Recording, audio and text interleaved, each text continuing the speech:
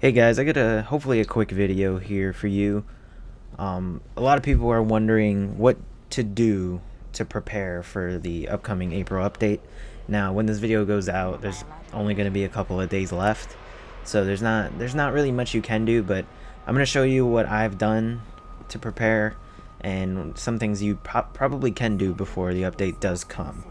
Now, when I found out that the April update was happening, when we found the date, I was thinking, how do I prepare for this? How do I prepare for this? But I really didn't want to prepare for it because I kind of want to go into the new content without any preparation. Like I just want to find stuff on my own and just find it as we go because I really don't want to rush through the content. Um, the past updates, like the Taken King, I tried to prepare for.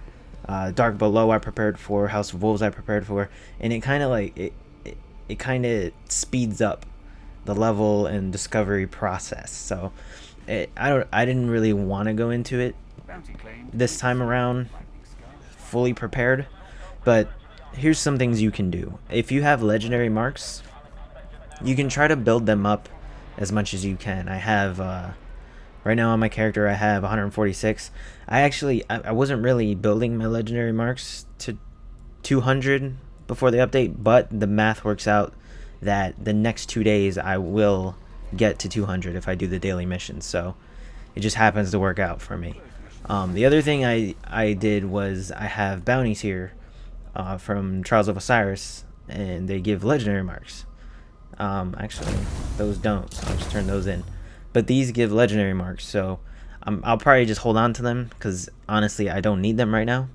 If I just do the dailies the next 2 days, I'll be at 200. So I can potentially buy something that a vendor might be selling and then turn in these bounties for 50 marks. And then my other characters also have 50, so that's a good amount right there. So legendary marks are a good thing you can probably do. Just do your dailies the next couple of days and try to get some legendary marks. I assume the vendors are gonna restock and change their inventory, so if they do that, then you'll be able to buy something that you might want. The other thing you can do, which I haven't really done, is you can edge your factions to the point where when you play the new content, you'll level up immediately. Now, I kind of didn't do this, but my Vanguard rep is right there. So I'm not going to do any more strikes on my hunter until the new content's out, and that way I can just do one strike or a patrol or two, and then I'll have a package waiting for me. But you can edge your Crucible out. You can play Crucible all day and get it to the point where you just need a couple matches to get a package. You can do the same with your faction. You can edge them, and then that way you'll get new content weapons immediately. So that's a cool thing you can do, and it could be pretty helpful. Like you can probably get a great drop in a longbow synthesis, one of the old year 1 weapons that's coming back. You can get an LDR, you can get the shadow price, things like that. So it's a good way to speed up your chances to get new weapons. Another thing you can do is you can hold legendary engrams. Now, there's no confirmation that they will turn into new gear, but we don't know, honestly. So I have a couple of engrams here. Again, I'm not preparing at all, but I got these 2 engrams today, so I just put them in the vault, and I'll open them when the update comes. And maybe they turn into new gear, maybe they don't.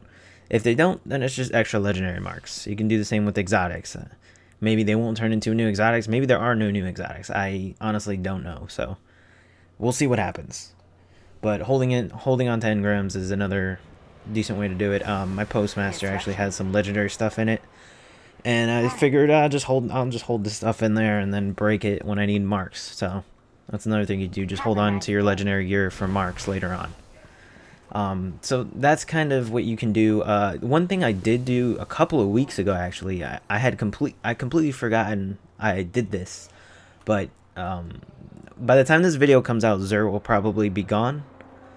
But I have heavy ammo, a bunch of stacks of heavy ammo here, and the reason I did this before was because I wanted to get my Warlock to rank 25 FWC so that I could get the exotic bond. but I actually forgot that I had heavy ammo here, and the other day I noticed it was there, and I figured, hey, I'll wait till the update and turn them into factions, boost my faction rep, and hopefully get something new. So that's another thing you can do if you have a bunch of heavy ammo laying around. If you have a bunch of motes of light that you're not using, you can use those when the update hits to level your factions quicker and get new gear. Now, the other thing you want to do before the update hits is you want to buy vendor gear that you're interested in, because we don't know if the vendor gear is changing. I assume it is, but if it is, then you're going to want to get some of this stuff that has good rolls. Like, for example, the Crucible Quartermaster here. He has the auto rifles are getting buffed, and I believe this archetype is one of the ones that will get buffed. The roll is pretty good, crowd control, glass half full. You get a stability perk here, braced frame. I don't know how this auto rifle will perform when the update hits, but it has a shot to be good. Another thing you might want to get is the Havoc Pigeon. This Havoc Pigeon's pretty good. The roll is very good, actually. Crowd control is great. Feeding Frenzy's good. So it's a good roll to get. There's a couple of other items that you might want to get. If you're a PvE player or you're considering doing some high-level PvE activities, Dead Orbit actually has the Hung Jury. Now, I believe most people have the Hung Jury by now because it's very talked about in the community. But the Hung Jury has a very nice roll on it. It's a PvE weapon. I actually use it in PvP. It's not bad. But the roll for it is really PvE helpful. Now, this Hung Jury, if the roll changes, then it's going to really affect how valuable this weapon is, because this roll right here is magnificent for PvE. Firefly on this type of weapon destroys people, and triple tap on a scout rifle is great. So this is a great weapon to pick up if you haven't picked it up yet. I highly recommend you pick that up. So yeah, there's a lot of good vendor weapons you can get. I recommend you just run around to each vendor and see what they have, see if anything interests you. Look at the patch notes and see if any of the weapons are being buffed, if any of them are being nerfed, and see what you want to buy before the update hits. Now, a lot of people have an issue where they regret not buying stuff, so it's better to buy something now before the update than to regret it later, because anything that comes after the update you can get. There's no reason to, like, I have marks here. There's no reason to hold on to them if there's something I want here right now, because this is probably going away.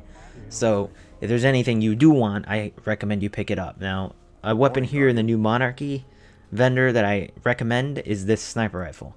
Now, this sniper rifle is interesting because it's the archetype of sniper that doesn't revive kill, but after the update it will revive kill.